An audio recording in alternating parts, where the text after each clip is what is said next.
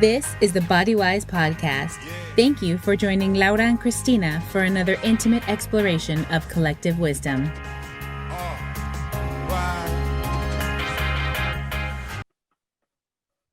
Hi, everybody. Welcome back to another episode of Body Wise Podcast. I'm super excited for our guest today, Daniele Della Valle. It's also her birthday. Happy birthday, Danielle. Thank you. Yeah, I had the pleasure of, connecting with you in real life in Portland, which was amazing. And it's just even more fun when I get to have, people that I know for real on here. But if you guys do not know who Danielle is, she is amazing. She is the founder of Yawa, Your Wellness Academy, which is an online school where there's a gazillion, so many courses, the insane amount of material that she's put out there, essentially, so you can take control of your wellness and do it at your own pace is amazing. It's membership based. We'll put all the links in bio. The Sacred Feminine Academy. She's the author of Happy Body Weight book, which is a phenomenal book as well. I love it. And just all around amazing entrepreneur, activist, witchy woman, empath healer, just sexy beast and amazing human. So I'm super excited to have you. Thank you so much, Cristina. I'm so grateful to be here, and it's always so much better when you know the person when you're on their podcast, because we've known each other for a little while now. We've got each other's vibe. We were definitely in the trenches with each other this summer with everything that was happening online, and so I feel very kindred and connected, and I'm so grateful to be here. So thank you. Likewise, I really appreciated a lot of the way that you are an activist, and how unapologetic you are and how fearless you are was really inspiring for me this summer, because I think that so many people were still walking on eggshells and weren't fully committed, and you were just no, fuck this is what's going on, and because I think you've been doing the work for a long time, which Diane Sanfilippo is someone else who I also really appreciate, that because you you've been kind of woke to this for a while, and I think that it was nice to have someone to be to ask questions to, and to say, as someone who's been practicing allyship for a long time, be okay, can I, because again, as we know, part of that responsibility, it's not for us to ask, Black people to teach us to do this. So it was nice to have someone, an experienced ally, someone to kind of be hey, I have a question, or, just bounce ideas off of, and also just vent to. A lot of us was venting, this is happening, I think it's important to be able to have those spaces where you're am I doing this right? Is this okay? And I think because this was unprecedented territory for everyone, right? We were having a very global awakening. Even a lot of my Black, Indigenous, or even people of color, all of my friends were even coming into their own awakening, right? Starting to be no, I'm gonna not apologize for my culture. I'm gonna not apologize for my melanin, and all of these things. And so it was very much of an awakening for everyone. And so I sometimes often think that maybe there were some of us that are energetics that were kind of sleeper soldiers. You know what I mean? Right. We were prepped earlier so that we could facilitate and be guides and be, in aid of people that needed it, because I was Right. very much there for, for my core group of Black girlfriends that I have. I was sending them care packages and being what can I do? All of these things. And it was a very interesting time to see people having these experiences for the first time when, I was from birth raised by Guatemalan and Mexican women. And then, I studied American history in college. So I learned about gentrification, anti-racism at age 18. And so it's here I am in my mid 30s, and it's people are waking up to this conversation. And I'm okay, how can I be of service to the people who want to pay attention, but also to those who weren't? I was pretty ruthless. I was you need to get on the learning curve now, and I'm not going to be supportive if you're not on board, 100%. But I think that was the kind of energy that we needed. And I'm a people pleaser, and I always felt this sense of at the fucking mercy of the interwebs and the crowd, and your business is on the line, and partnerships, and little money in my pocket feeding my family. And I think that I had operated kind of in a safe space, and as a brown person even, but in many ways I do benefit from white privilege, because being Latina is you're kind of one foot on each side always. Yeah. And it's a whole other identity issue that, you know, I'm working through now. And also just because I took my name is Cristina Maria Alfonso, but I married Justin Kirk, so I'm Cristina Kirk. And then the people don't realize that like I have uncles, like my grandparents never learned English, and they're like, we don't, you know, I learned English when I started school.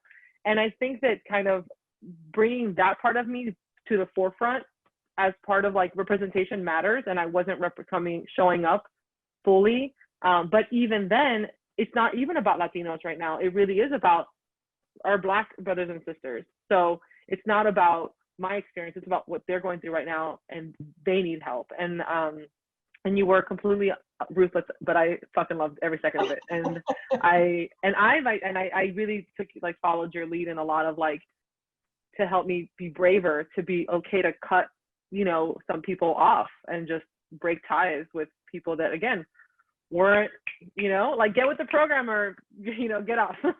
And so anyway, so thank you so much for that. Yeah, absolutely. I mean, it's really my duty in life, right? I've committed my life to acts of service from a young age. And I feel like that's my plight here in this incarnation, is to just be fearless and be that warrior for the people that need it the most. And to honestly, like, get to that point where nothing else matters but that, you know, it's like, you know, people are putting their life on the line. Many people have died in the last 6 to 9 months because of, you know, standing up for what's right. And it's just that we need to make sure that we honor them. So, yeah. 100%. Yeah. And you've been like, again, at this for a while. And I think in terms of inclusivity and diversity and equity in the wellness space, I mean, I know you co-founded Wellness Con, which I think is probably the only truly inclusive wellness like gathering ever that's not just predominantly white people or thin people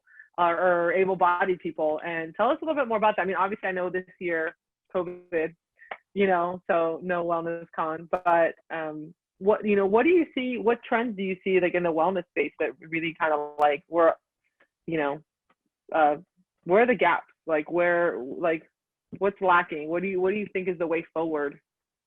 Yeah, absolutely. So Alina Brown is, you know, the primary founder, and I would say that I mean, she loves to give me the co-founder title, but I would say I'm more mentor, facilitator. I'm like her birth doula of, you know, the project, because I love that analogy. Yeah, you know, because Lena and I have been friends for years, and she just like very vulnerably one night when we were having dinner was like, I have this idea. And I was like, and I'm like, fuck yeah, let's do this. Like, this is gonna happen, you know? And so of course, like 1 year later from that conversation, Wellness Con actually happened. And there are a lot of, you know, wellness spaces that are created that try to add inclusivity, but this was 100% like built for like anyone. Even we're talking about, you know, anyone who's in the LGBTQIA community, like even like, what pronouns do you prefer? We're on the sign up sheet and everything. We're talking about full on intersectionality.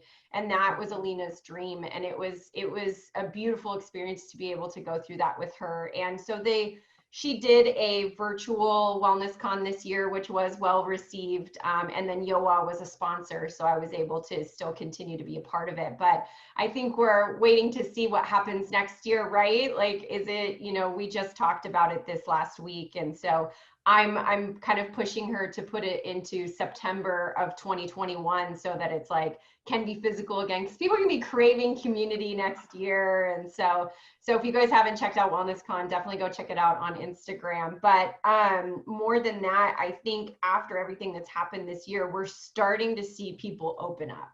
We're starting to see people really focus on how are they being practitioners in their space? Like, are they being intersectional and inclusive? Are we really thinking about the broad spectrum of inclusivity? And so I think that's really fascinating, is because people are really stretching, right? They were in their very white, elitist, cisgendered, heteronormative like spectrum of existence. And now they're starting to realize that, wow, there's a whole world out there of people that are not exactly the same, you know? And so I think we're going to start to see the trajectory of wellness in the next 10 years be very different. At least I'm hoping so, because all of my, any BIPOC colleagues I've had in the wellness and spiritual community have really fully come into themselves. like they're not apologizing anymore. They're full on like sharing everything about themselves, and it feels really beautiful. And there's this agency of their identity and authenticity. And so I think we're going to start to see things transition a lot for the better, for sure. So that's amazing. I'm excited for it.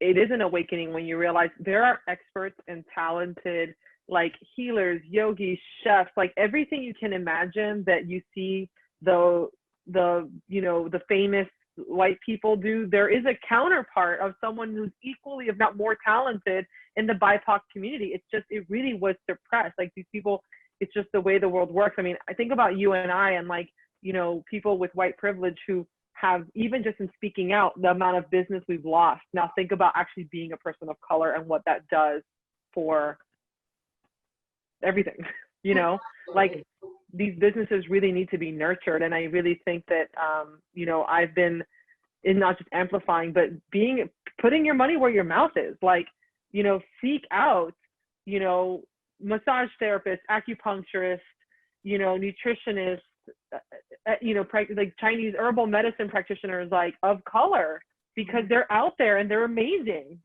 They might not be the number one on your Google search. You have to look a little deeper, but they're there.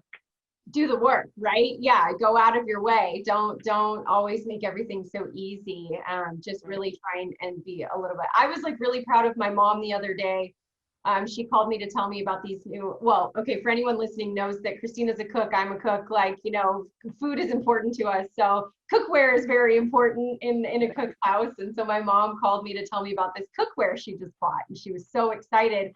And it's a Black owned business. So it's a Black chef. And she's like, I can even learn from her and all these things. I was super proud because, my mom grew up in a very ultra white conservative, environment. And for her to even in her mid 60s be like really just aware and receptive and like trying to make these efforts makes me really hopeful that we're going to start to see a shift, at least in our country. Because for someone like myself who's lived in other countries that are very like socialist and intersectional, I come back to America and everyone's like, you're a communist. I'm like, no, there are countries that actually operate better than we do. And we're just like hundreds of years behind in terms of like what it could be as a modernized culture. So yeah. Right. No, I hear you. And I think that right now, socialist has been a term that's very demonized. And I'm Cuban. Like my family fled communism. Like, and that's not the same as socialism. But there's a lot of things that, I think people forget. There's social democracy. You're still voting in, presidents, and you're still voting in government. People still have the power, but it's just having government infrastructure that lifts up all of its citizens, because really people need help. And when you have multi-billionaires who are, and who don't pay taxes, like literally if Jeff Bezos, if Amazon paid taxes, like boom, like no more debt, we'd be good. So like, how did we get here where obviously our system there's a corruption there. And so that needs to be fixed. It's so broken. But I think that fear of the demonizing what's unknown is what kind of keeps us where we are. And I don't think it's working, and I think that, people can call it whatever they want to call it. If we have to give it another name, then give it another name. But I think that we need a system that lifts everybody up and helps those that actually need it. It's not about working your butt off to pay so your neighbor can be a freeloader. That's not what it's about, because even think about working class people, or even like entrepreneurs, like we pay a lot of taxes, and we're in this kind of middle bracket where we're paying a lot, like enough that it hurts us, like it's not like I get it, and I'm okay paying my share as long as it's going to help the people that it needs to get help, like needs help. But there's kids that are starving. There's people dying without health care. There's so many school systems are in complete shambles, So where are my tax dollars going? That's the scary part, is we don't really know where they go, and I think this is the thing, is like socialism is demonized because it's demonized by the hierarchy that doesn't want us to believe in that style of existence, because then the billionaires can't stay rich, right? And when we look at socialized government, so for instance, I lived in Norway and there's virtually no poverty. There is virtually no teen pregnancy. There's virtually no debt. These people, like my Norwegian friends, were graduating college, buying BMWs and houses in their mid-20s because they didn't have college debt. And because their education started them, you know, so much earlier. So high school for them is almost like a vocational school where you already know what track you're going to go into. So you're prepped for college already. So they have these systems in place, and they get 15 months off when they have a baby, both paternal and maternal leave, you know? And so it's like, it's just insane what these people are capable of, and they live longer lives. They're so much more fulfilled. They have purpose, they have community. And so everyone's, like you said, it is a social democracy. And unfortunately, Americans have this very demonized version of thinking that socialism somehow is like going to steal all your money, but our money's being taken out anyway. It's the same percentage of taxes that would be taken out, and you would have so many more freedoms. So anyway, that's obviously like my political life started at the age of 15, living in a foreign country. And so like, here I am now 36 and being like, yes, America, let's change. So right. And I think it's okay to be scared, and people right now, especially in this election year, and it's funny because, you know, definitely like the Republican Party is scaring people, like, you know, against, that's the word they use to scare people, like, oh, the Democrats are socialists, which a lot of Cubans don't vote Democrat, doesn't matter what, because of that. Like, they only vote Republican, like they don't care who's on the ticket. And it is that fear. But it's interesting because my mother, who grew up in Cuba, since, you know, early on in the current administration, was like, oh my gosh, this guy reminds me of Fidel Castro. She's terrified. And so I feel like it's just, I don't know. Anyway, I don't want to talk about politics we can get into it all day, but that's not what we're here to talk about. I want to talk about you, girl. And your awesomeness. And so I'm really curious, something that I feel like there's an awakening. You mentioned a lot of people are waking up to it. Women, I'm really big into the rewilding of women.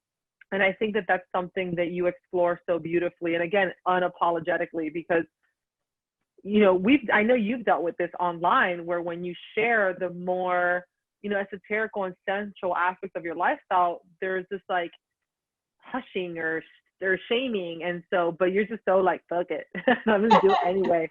And so I'd love to talk more about that. I know you identify, like, you know, you like as a witch and as a healer, and tell me more about that. What does that mean to you? Because I think people, again, have a misconception about what that means and what it is to be a witch. Yeah, absolutely. So for anyone who's familiar with astrology, everyone knows about the word astrology, right? But maybe not necessarily like the practicality or the logics behind it. But we just entered the Aquarian age. And so you know, this is a time of actually people elevating in their consciousness, coming back to their DNA code, coming back to their ancestral self, and like really connecting to their lineage and trying to get back to the way things were in terms of our indigenous cultures, where we're all from. And so Lisa Lister writes about this. She, you know, hashtag wake the witches, you know, so this is a movement that has been happening in the last kind of 10 or more years of women really kind of coming home to themselves, finding that agency, because we have for so long in Western culture lived in a very, I don't ever want to like downplay anyone's religion, but if you're in some sort of like very heavily misogynistic patriarchal, very patriarchal indoctrination that is designed to oppress women. And so if you know anything about energetics, women's physiology is actually affected by that balance. So when you live in patriarchy, we see higher menstrual disorders. We see higher cases of women having cancer. We have more infant mortality rates. We actually see physiological changes when we have a patriarchal culture. In matriarchal societies, there is no menstrual disorder. We see people living longer and having healthier births. We see less cases of cancer or even disease in general, because when women are truly connected to their power, to their spirit, to their ancestral code, there is a physiological healing space that happens. So for me, identifying as a witch is a statement.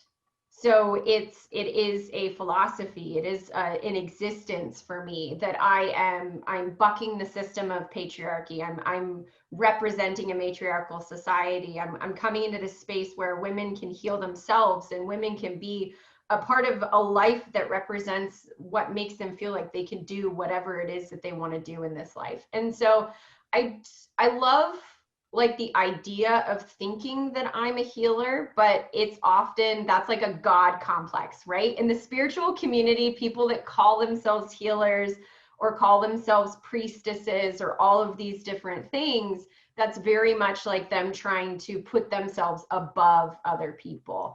And so I really just like the word witch. I identify with being an empath, a mentor, a guide, you know, someone who just really like, I found the information before some people and now I'm sharing it with them. So, and I'm also a Druid celebrant. So that's my religion. So like my ethnicity is Celtic and my religion is Druidry. And that is an ancient Celtic religion that is specifically rooted in philosophy and nature. So a lot of animal, you know, spirit and tree spirit and that kind of stuff. So I'm a very earthy, grounded kind of a person. So. Yep. Awesome. I love Lisa Lester's book. I read it last year and it was like, yes. And I love that she kind of goes over the different types of witches. And I'm like, I'm a kitchen witch. That's me. Yes. You know, because really the notion is that all women are witches. You know, we just kind of like, it doesn't matter. You don't have to have an altar and you don't have to even do ceremonies. Some are very rooted in ceremony, and a ceremony can be, or a spell can be as simple as just an internal prayer of sorts, or taking an Epsom salt bath on a full moon. It doesn't have to be, you know, and like my little sister who definitely practices, and she's super about the ceremony, right? And you do the circle and you gotta hold the totem to speak, and there's a whole thing, and she loves that. And I'm definitely, that's not my jam so much as, but I do feel, you know, into manifesting, and there's just certain practices, but there is an awakening. And I'm someone who I have felt that, like, I did. Are you kidding me? Like, grew up Catholic, Cuban Catholic in Miami, Latin community. Like, talk about like major patriarchy. Like, you know, the men. And although my family is so many strong women, that there is kind of been this awakening. And we always used to joke that my mom was a witch because she's always been kind of psychic. I mean, always. Her intuition is to the point that she foresees things, and she always has, you know, and kind of, so connecting with that for all of us, and even her in her older years, and even going through menopause for her was very strong because she has this like wise woman thing going on now. But it is a reawakening, and I think so many of us are scared to, I don't know, to fully surrender to it, because we are so used, we have internalized depression. We have taken it on, you know, but it's awesome that we have people like you to teach us the way.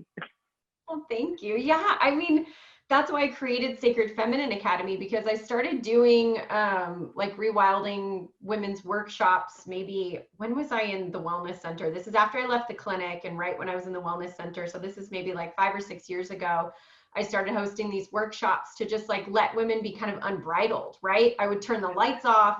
I'd play some very like bass driven music, whether it was drums or anything that was synthesized, and we would kind of just close our eyes and move, because I wanted them to have a somatic experience. Like, let's move the body, let's see what comes up, let's kind of get into this space. And it was brilliant to see the emotions that would come out of that. You know, we'd see like a mother and a daughter hugging each other and crying afterwards. We'd see friends, you know, getting deeper in their bonds. We'd see women sharing something they'd never shared before. And that's the thing, is that when we're in this patriarchal society, the oppression creates these levels of control that we have in our life.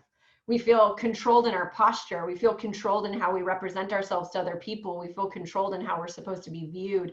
And when we step outside of that, when we come into this space of like losing control, that's terrifying for people for the first time, because even that statement, lose control, like gives people anxiety, right? You're like, what is gonna happen? Like, am I gonna turn into some demonic woman? And it's like, no, you're actually gonna come into yourself for the first time. And you know, that's the thing, is all of us have psychic abilities. It's just a matter of how does yours manifest, right? So like your mom has the gift of foresight. Mine is physical. So I'm a physical empath. So like when I touch a person, I can actually feel what's going on inside of their body. And so it's just every person has these beautiful gifts inside of them. And it's just a matter of like, allow yourself to experience it, you know? So at the Sacred Feminine Academy, that's exactly what it is designed to do, is let's unlearn, let's decondition, let's break down those bias, let's learn your code, let's learn your, you know, religious ethnicity, and let's get into that and like trying to find your spiritual purpose. And it's pretty crazy what happens. And like, I almost feel so responsible, you know, for each individual that comes out of the program, because they're just like, oh my God, my life has changed forever. And I'm like, okay, I didn't do that. You did that, right? So it's like teaching women to heal themselves and trying to make sure that I'm not the one that they see that does that for them, right? I just provide the education. So.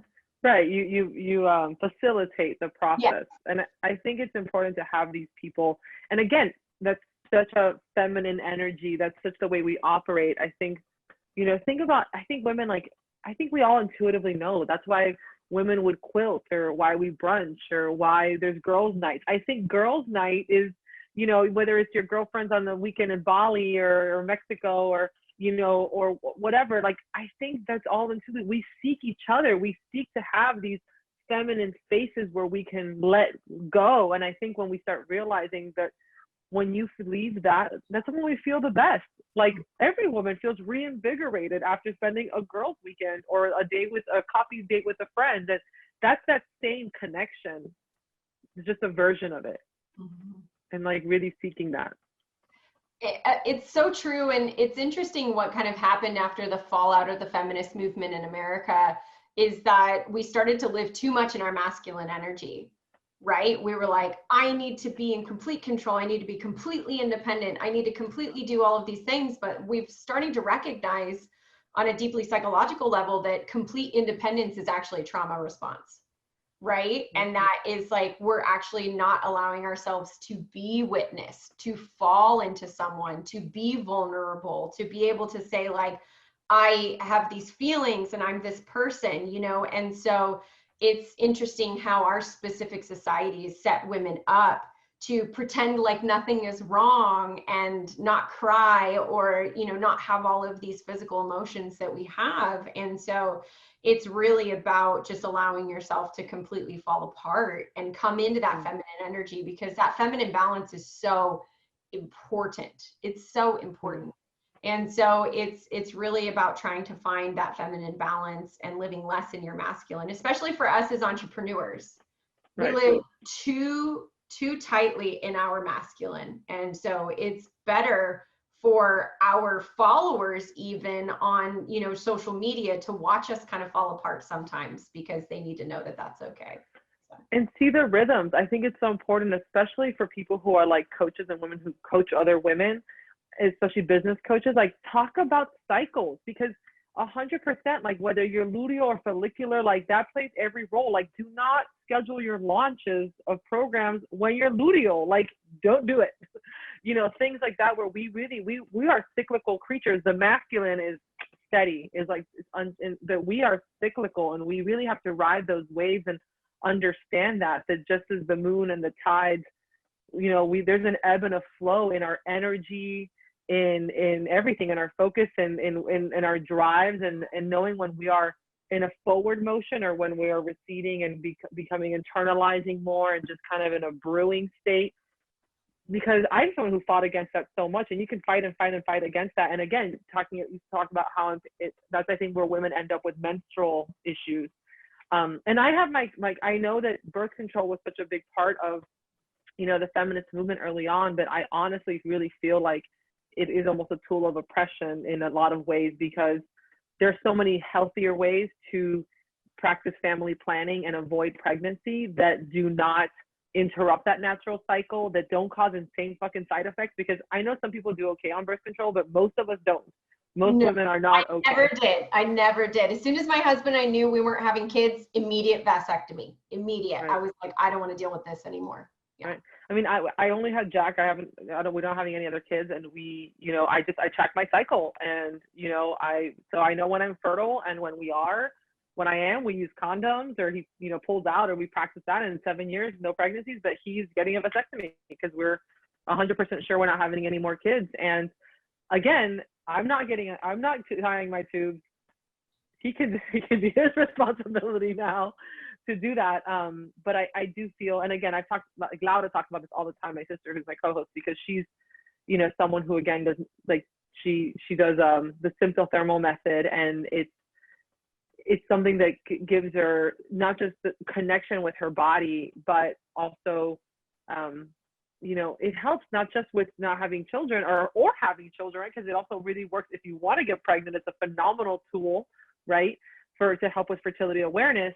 But again, with life planning, because as women, knowing what's going on with our cycles, it just helps everything else kind of fall into place for us and not feel, you know, like we're at odds with ourselves.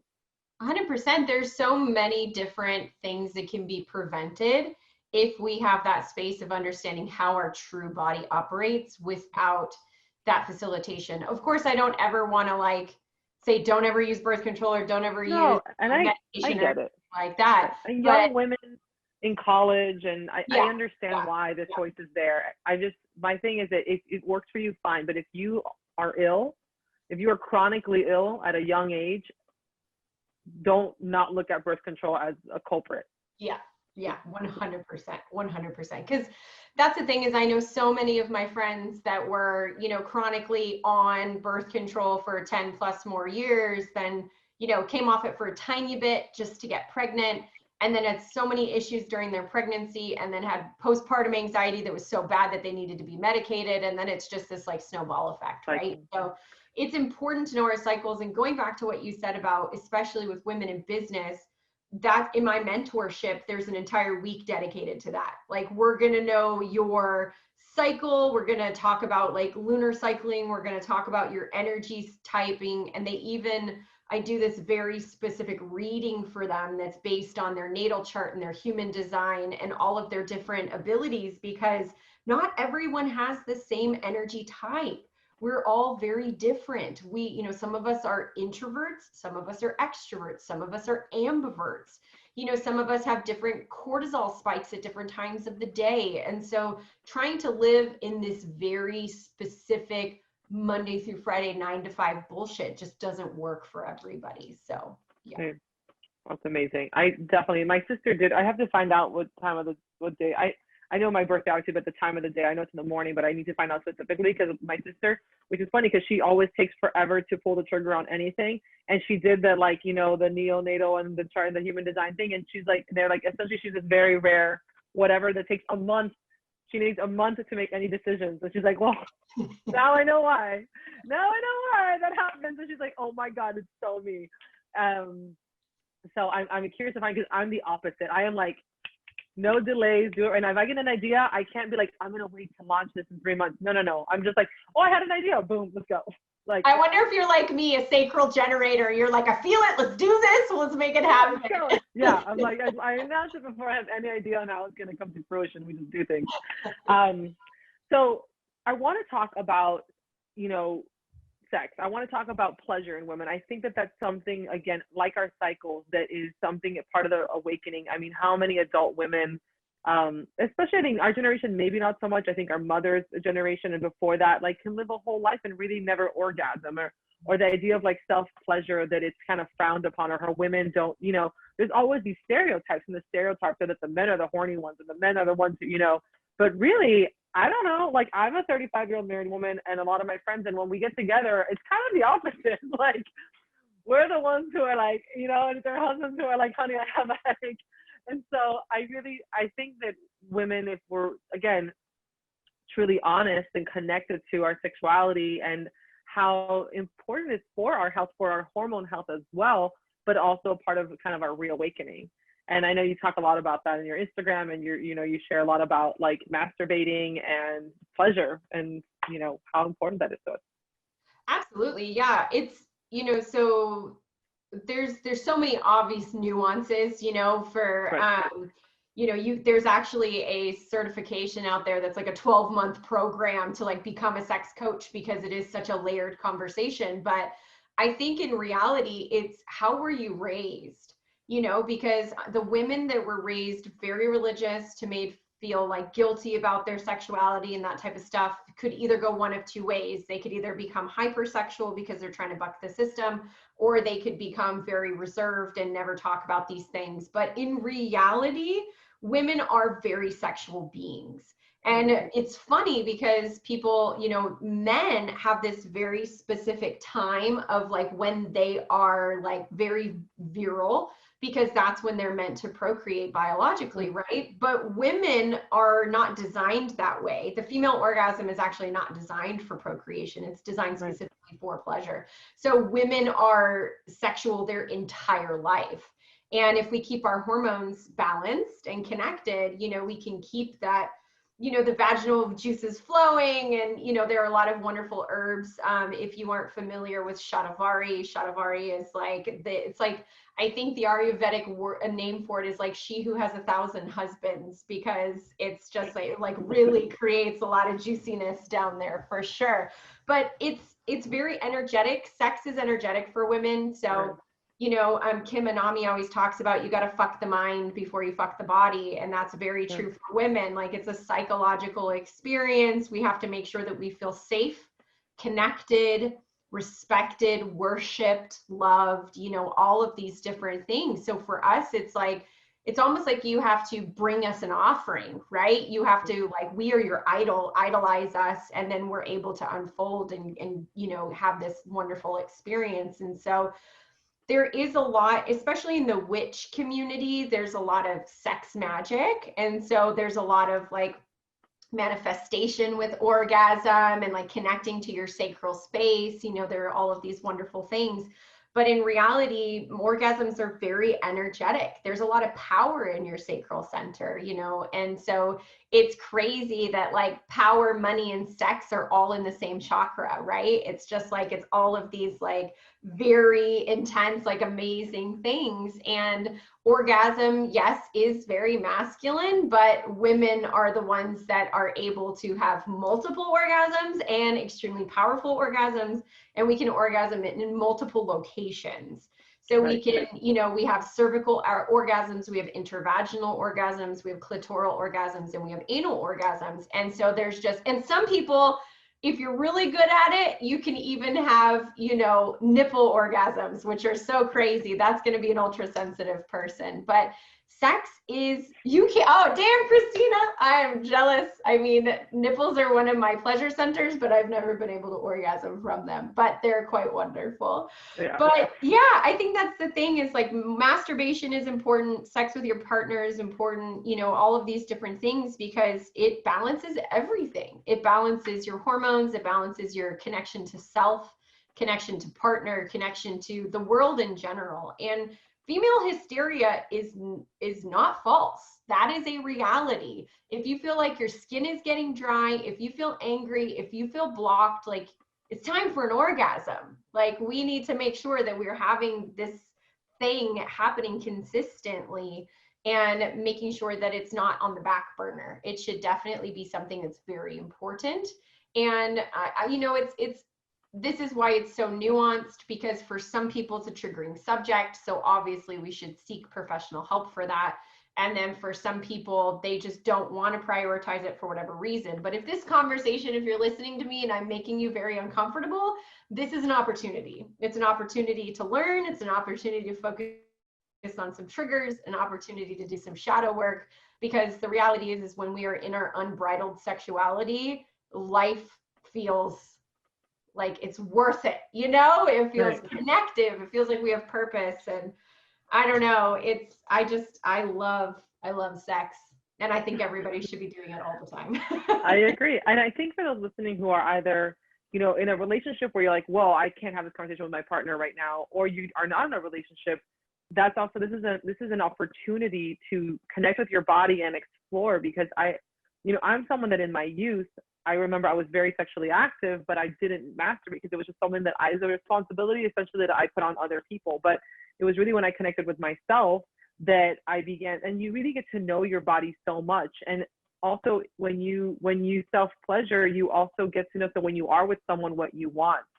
And so it's so much about communication, because, you know, your partner isn't going to always know, you know, whether your partner is of the same sex, or it doesn't mean that they're going to know either. It doesn't matter. Like everybody is different. Like everybody is different, and everybody has different pleasure centers and different things that work. So get to know your own body. It's a wonderful connection, and it is very healing.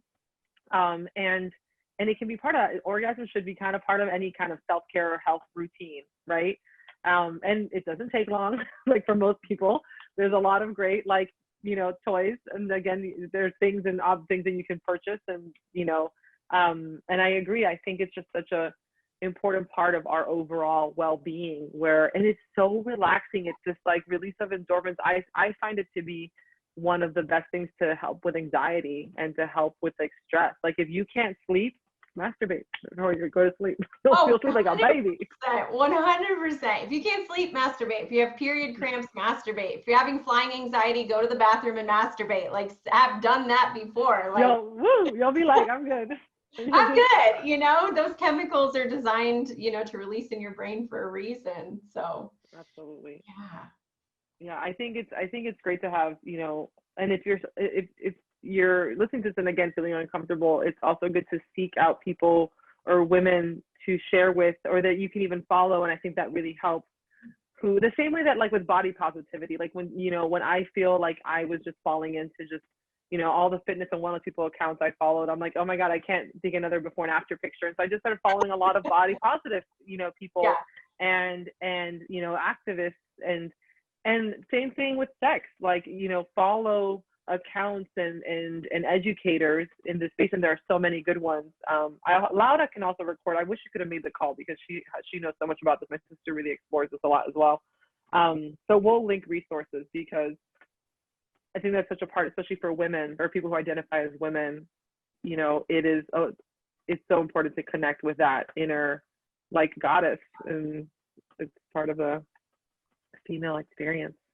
It's so true. And I think it's always a good reminder that like you curate your feed, so you can follow who you want, you can follow the hashtags you want. And so I would say like my top three, you know, Layla Martin is amazing. Evian Whitney is incredible. And then Julietta Tiara is really incredible too. They're very unapologetic in their skin, you know.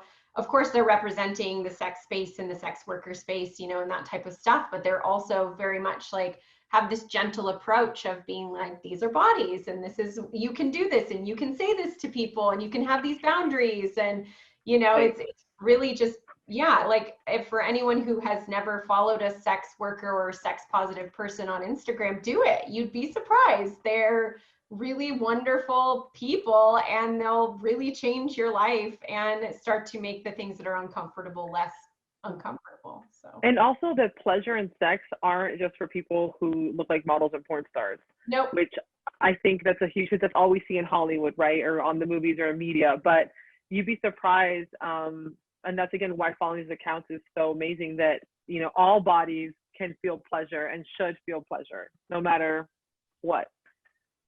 That's why I'm so excited that, you know, because content creation in the digital world is so big now, right? And the OnlyFans, if you guys are listening, you've never heard of OnlyFans. OnlyFans is like Patreon, but for sex workers. And it's really incredible, because it's very destigmatized now, you know? And it's like, if you even see on TikTok, there's so many more women that are actually making OnlyFans accounts in order to support themselves. And so we're starting to see women have less of a stigma around sex, sexuality, sex work, and kink.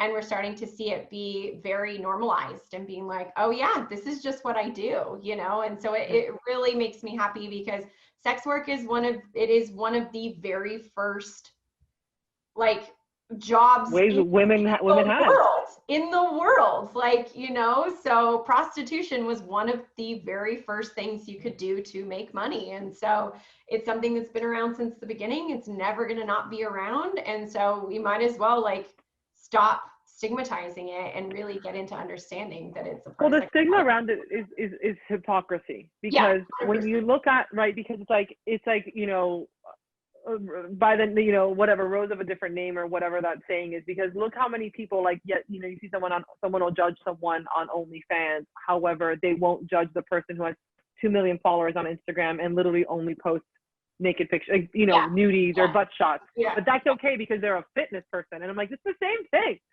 So like, you're making money, like people, movie stars, Kim Kardashian, like these people make money off their bodies. It's just, it's different. And I agree. I think that the same thing that people who get offended seeing a woman breastfeeding but aren't offended by a Victoria's Secret, you know, billboard, it's a boob.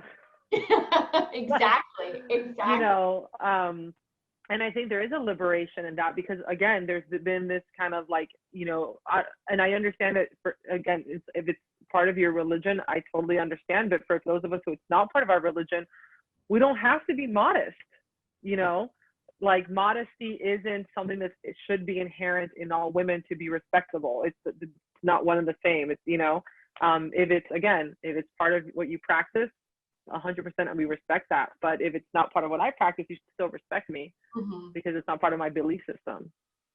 Exactly.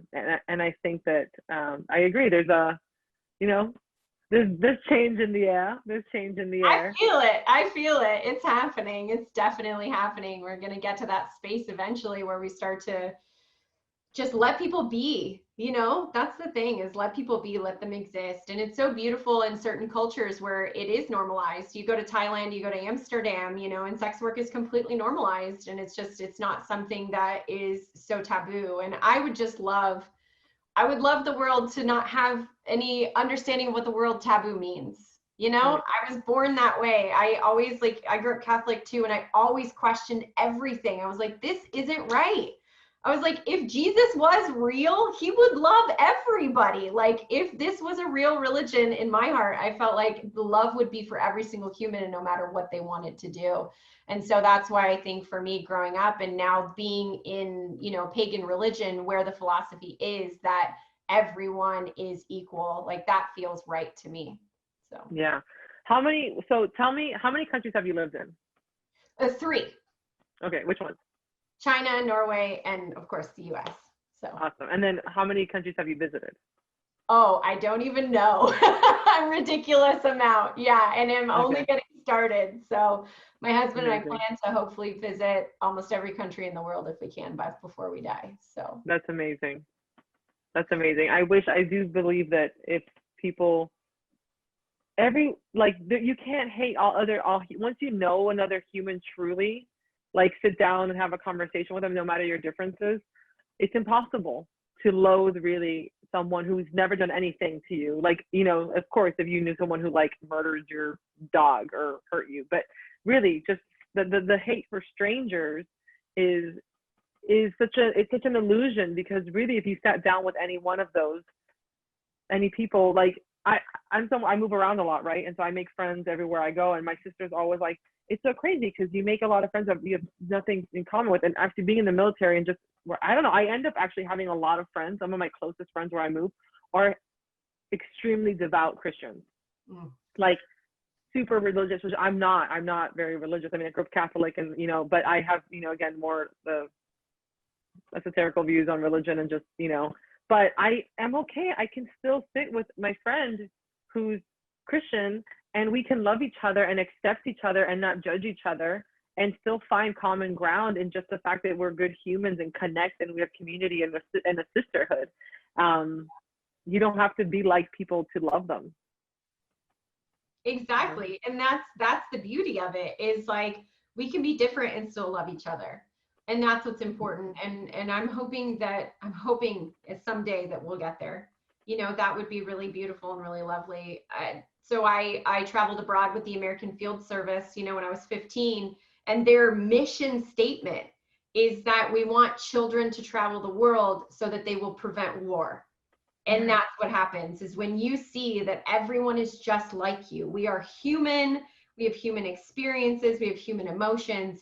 It breaks down that ability. And that's what makes being online so difficult, is that we remove a lot of humanness, and we're starting to just think that that's just a face on a screen. There's not actually a person there. And you and I both had our trouble with getting trolled by people this summer. And it's because those people dehumanized us, completely dehumanized us, and made everything about them, centered themselves, made it personal for them. And now have completely moved on like nothing ever happened and left us with the wounds to lick, right? And because they don't think we're human at all. And so that's why I'm almost grateful for everything that took place and all the people that left my space, because then now the people that stayed are the ones that actually matter and the people that I can focus on and actually pay more attention to.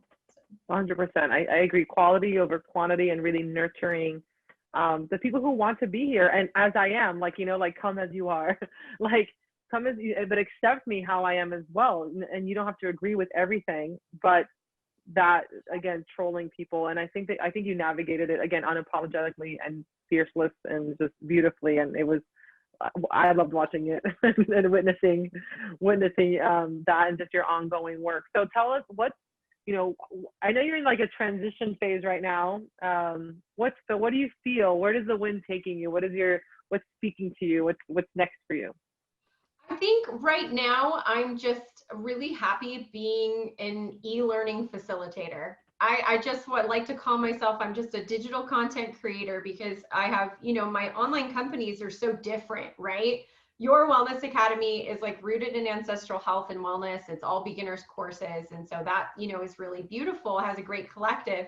And then Sacred Feminine Academy is about spirituality and community. And so having both of those, people are like, well, what box are you in? And I'm like, well, you can't put me in a box. So I'm just going to say that I'm an e-learning professional, you know, and just kind of say that I operate in the space of wellness and spirituality. So that's kind of where I'm at right now. It's going to develop over time. But I think I spent the last 10 years so desperate to be an author, so desperate to be a motivational speaker, so desperate to be this person, you know, and then I realized that that comes with the not fun parts of people thinking they know everything about you when they know literally nothing about you.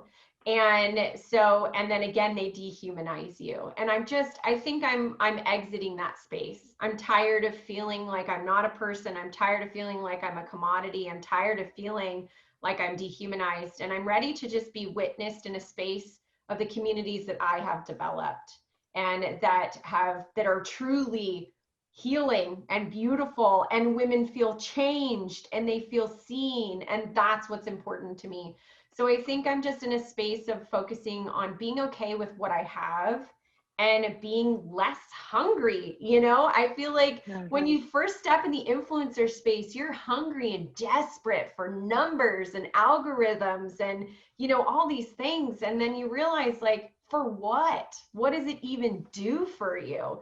Because I'm looking at people like Rachel Hollis and how her life is literally falling apart, and the following she spent a decade on is totally leaving her because, you know, of all of these things. And I'm like, I would never want that to happen, because she's still a human being. She still has feelings, and there's just all of these vicious things happening. And so it's like, I want to try and prevent that as much as possible. So I guess where I'm at now is, yeah, like I said, just a facilitator of education, and I'm happy with that. Yeah, we'll put the link to your website in the show notes, because you have both your online learning spaces linked there as well, and all your, you know, your tools. And I hear you, girl. I mean, I just launched, you know, my Patreon with my Mi Casa cooking club for that reason, because online it can feel like the commodity, and that people, you know, so I wanted to just be like, I need my safe space where, and I love that, be witness. Like, I have gifts to give. I want to show people I'm, you know, cooking and sharing, and that's my magic. And but in a space that I'm a little more sheltered, because I was tired of being dehumanized online as well. The wounds are deep. People don't get it. Like, I am still recovering, and they're still happening. Like, I mean, just yesterday I had like some other nasty messages on my Facebook, you know, and it takes a toll, but I love where you're going. I love what you're excited to see where it goes. And I really admire your path and being, you know, seeing it's awesome. Well, I feel, you have no idea how truly blessed I feel to have you in my life, and to have you as my friend, and to have had you there with me throughout all of this, because it was a lot. It was a lot to deal with, and to have you there with me, it meant the world to me. So I hope you know how truly incredible you are, Cristina, honestly. Oh, likewise, my friend. And I cannot wait till we can travel, until we can see each other again. Yes. And collaborate, and we'll hold a circle, and one day we'll make it happen. Yes. But happy birthday, and thank you so much for being on the podcast. Thank you, Cristina.